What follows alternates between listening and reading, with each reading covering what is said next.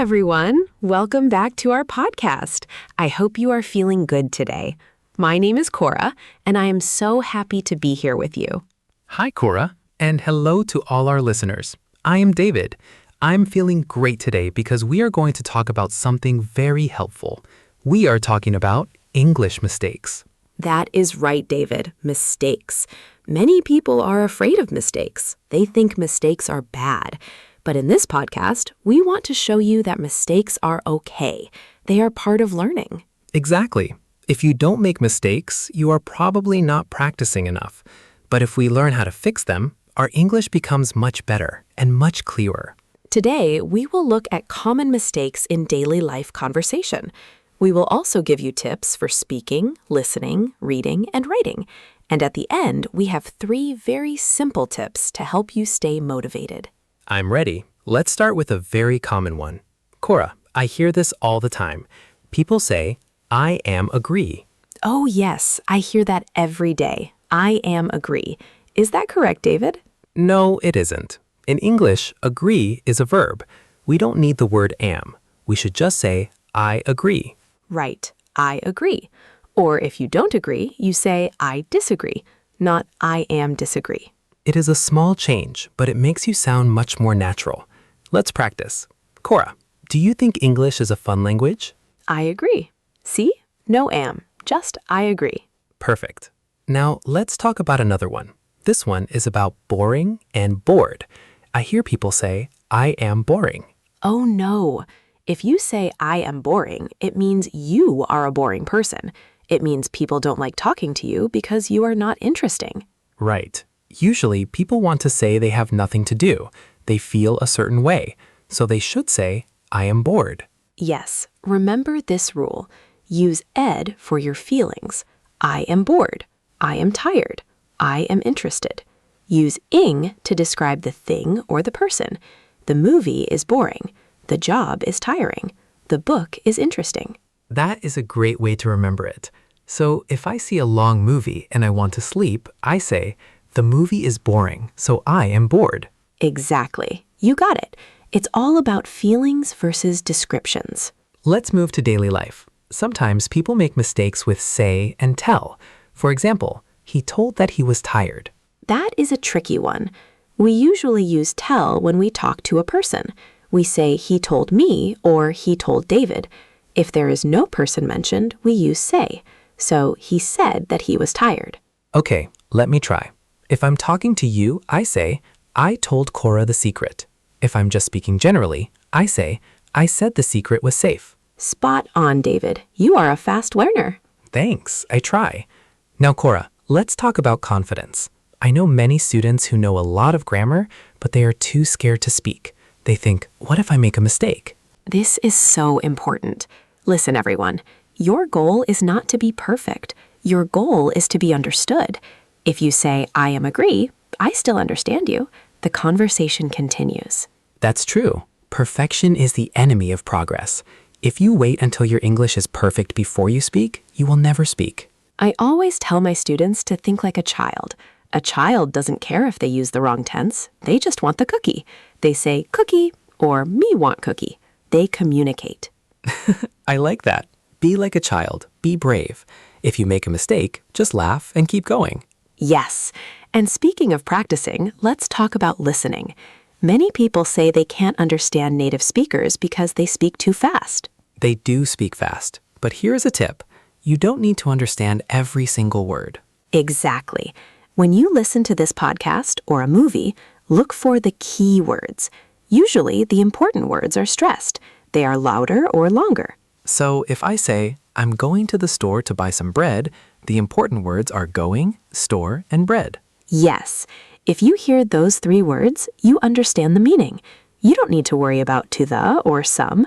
Just catch the big words first.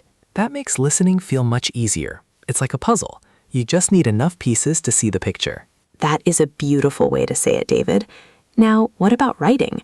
Writing is where people worry the most about mistakes because the mistakes stay on the paper. True. One common mistake in writing is the run-on sentence. This is when you write a very, very long sentence with no periods or commas. I see those a lot. People write and write because they are excited, but for the reader, it is very difficult to breathe. My tip for writing is keep it simple. Short sentences are beautiful. Short sentences are clear. You don't need to use big, fancy words to be a good writer. I agree. Use a subject, a verb, and an object. Stop. New sentence. It helps your brain organize the thoughts too. And reading? How does reading help with mistakes? Reading is like seeing a map. When you read books or articles in English, you see how the words fit together correctly. You see the grammar in action. You don't have to study a boring grammar book for hours. You just see it. So if I read a lot, my brain starts to remember, oh, they always say I agree, not I am agree. Exactly. Your brain is very smart. It picks up patterns. If you see the correct way many times, you will eventually speak the correct way. That sounds much better than memorizing rules. It really is. Now let's talk about the S, the famous third-person S. He play, she like, it work.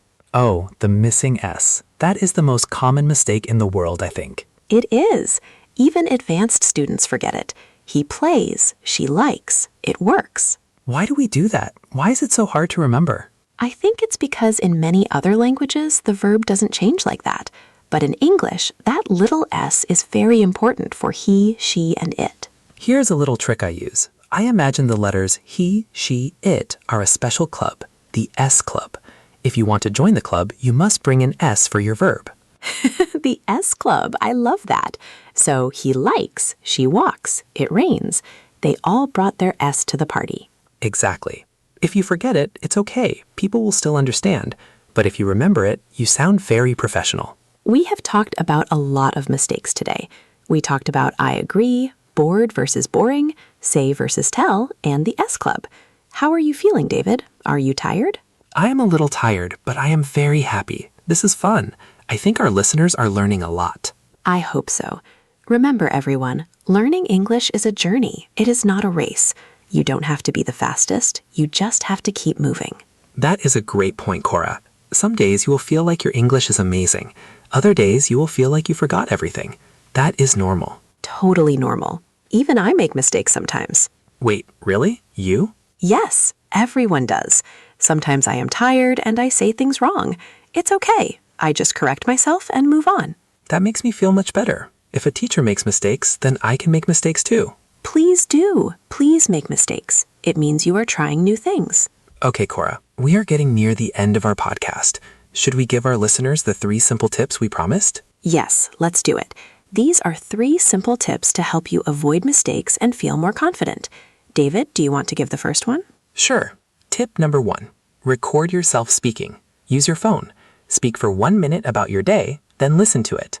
You will hear your own mistakes. It is the best way to learn. That is a great tip. When we speak, we don't always hear ourselves. But when we listen to a recording, we notice things like, oh, I forgot the S there. Exactly. It's like being your own teacher. Okay, tip number 2, think in English for 5 minutes every day. Don't translate from your language. Just look around your room and think, there is a window. The window is big. I like the sun. I like that. It trains your brain to find English words faster. It stops the translation mistake. Yes, because translation often causes mistakes. Every language has different rules. If you think in English, you follow English rules. And what is the 3rd tip, Cora? Tip number 3 is find a partner or a community. Don't learn alone. Talk to a friend, join an online group, or talk to us in the comments. When you share your learning with others, it becomes a hobby, not a chore. That is so true. Learning with friends is much more fun. You can laugh at your mistakes together. Yes, laughter is the best medicine for the fear of mistakes. Well, Cora, this was a wonderful conversation. I feel more confident already. Me too, David. To our listeners, thank you for joining us today. You are doing a great job.